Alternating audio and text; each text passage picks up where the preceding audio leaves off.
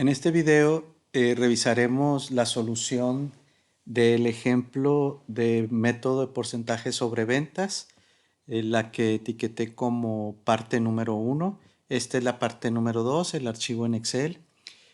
Aquí básicamente lo que estoy mostrando en la pantalla pues es la solución. Eh, si ustedes observan, el primer paso que nosotros habíamos comentado debe seguirse al momento de realizar el método de porcentaje sobre ventas es cada una de las cuentas del balance general, identificar cuáles están directamente relacionadas con ventas y posteriormente dividir ese saldo con el saldo en ventas en el año respectivo. Por ejemplo, este es el balance general del 2019. Las ventas en el 2019 fueron 12,000. Entonces simplemente dividimos el saldo de efectivo, 500 entre 12,000, y encontramos que el efectivo representa un 4.17%. Recuerden que tenemos que identificar cuáles son aquellas cuentas que están directamente relacionadas. Consideramos siempre que las de capital en trabajo tienen una relación directa con ventas, de tal manera que si aumentan las ventas, se esperaría que hubiera un incremento en estas cuentas de capital en trabajo. Entonces pongo estas tres cuentas que representan capital de trabajo, así como proveedores, como que están directamente relacionadas con las ventas.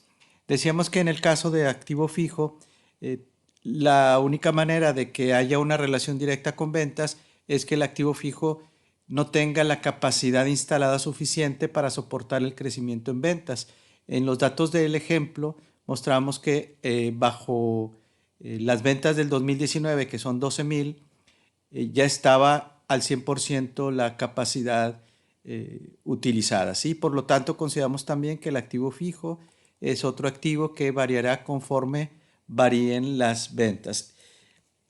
Si recuerdan, dentro de la información consideramos que iba a haber un crecimiento del 40% de las ventas. Eso hace que las ventas de 12,000 pasaran a 16,800. ¿Qué es lo que hacemos para aplicar el método de porcentaje sobre ventas? Pues simplemente los porcentajes que aquí tenemos los multiplicamos por 16,800 y son los saldos que tendremos aquí o que estamos mostrando en el balance general del año 2020, ¿sí? Entonces, como pueden observar, aquí en el año 2020 tendría efectivo por una cantidad de 700.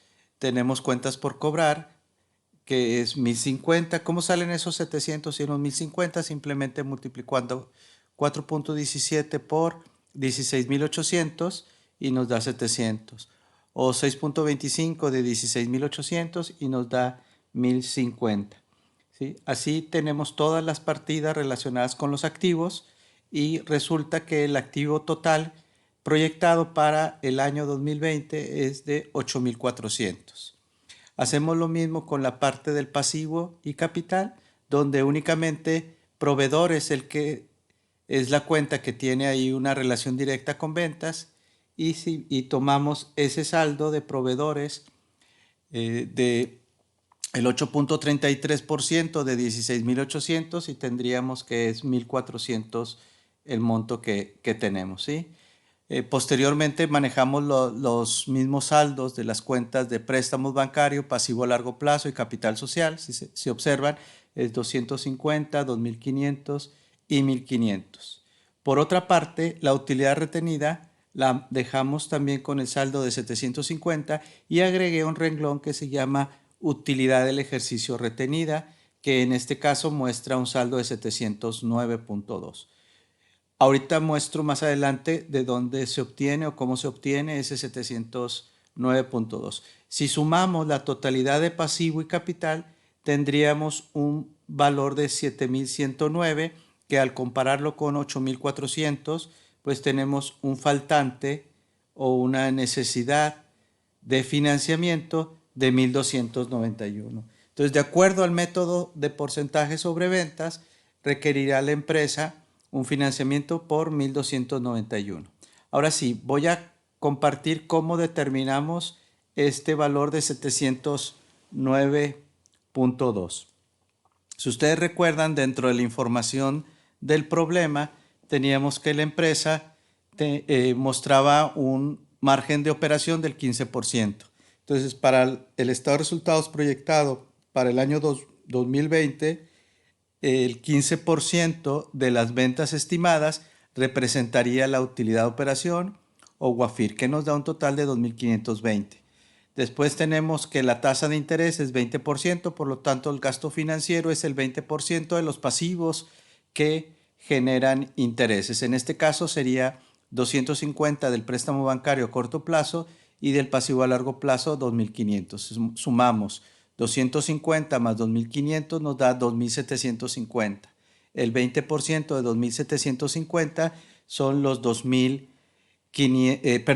550, lo que a 2.520 le restamos 550 nos daría una utilidad antes de impuesto de 1.970.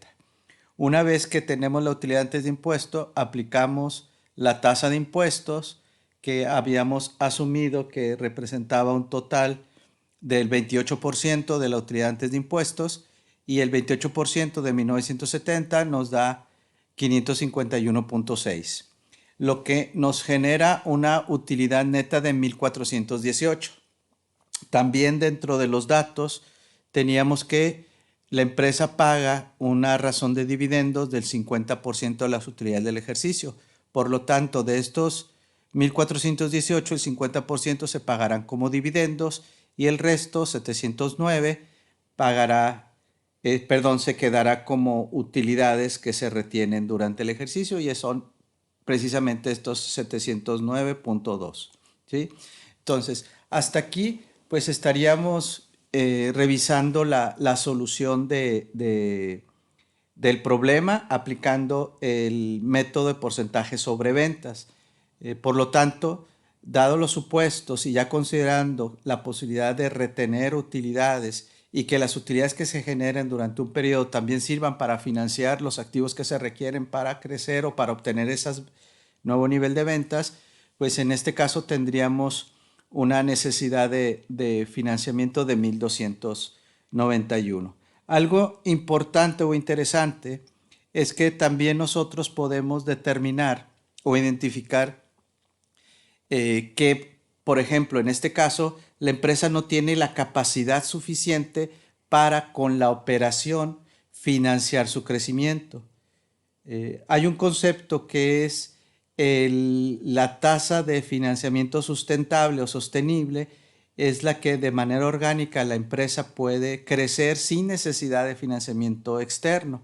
Entonces sería interesante que nosotros, dado los supuestos relacionados con la operación del negocio, decir, bueno, quizá yo no puedo con la operación y con los activos actuales llegar a tener un crecimiento del 40% de ventas, porque requeriría un financiamiento, como aquí se muestra, de 1.291.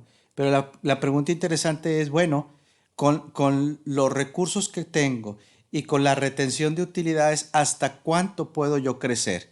¿Sí? Si ustedes recuerdan, tenemos por ahí un apoyo, una herramienta que lo podemos ver aquí en la pestaña de datos, que es GoalSeek. Entonces nos vamos a datos, en What If Analysis, buscar objetivo, y lo que vamos a hacer es determinar cuál es la tasa de crecimiento que puede tener la empresa que no implique una necesidad de financiamiento. Entonces selecciono esta celda de 1.291, el valor que yo quiero que ahí aparezca es 0, es decir, no quiero que haya una necesidad de financiamiento externa, y lo que voy a mover aquí es la tasa de crecimiento. En lugar de 40%, quiero saber qué tasa de crecimiento la empresa puede soportar con la retención de utilidades y con los activos actuales. ¿Sí? Y aquí podemos ver que la empresa puede crecer un 10.34% en ventas sin que la empresa requiera un financiamiento. Es decir, con la pura retención de utilidades, la empresa tiene una capacidad de crecimiento. ¿Qué otros factores pueden afectar este crecimiento? Por ejemplo, si nosotros, en lugar de dar un dividendo del 50% de las utilidades, nosotros asumimos que va a dar 0 de dividendos, entonces nosotros tendríamos una mayor tasa de crecimiento esperada. Por ejemplo, si yo aquí le pongo 0, tendría 1034 como la utilidad del ejercicio y lo que estaría yo reteniendo, ¿sí?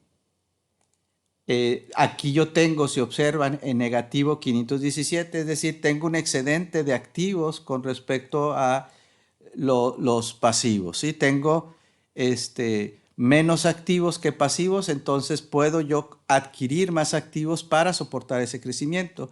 Si nosotros volvemos con la función goal-seek, por ejemplo, regreso aquí a la buscar objetivo y quiero nuevamente que la celda no me aparezca en 517 negativo, quiero que me aparezca nuevamente en 0, moviendo la celda de crecimiento en ventas para saber cuál es el crecimiento en ventas que puede soportar la empresa de tal manera que no haya necesidad de financiamiento, y de 1034 nos vamos a 24.3. Es decir, nosotros sin necesidad de financiamiento externo y por pura retención del 50% de las utilidades del ejercicio podemos crecer un 10.34.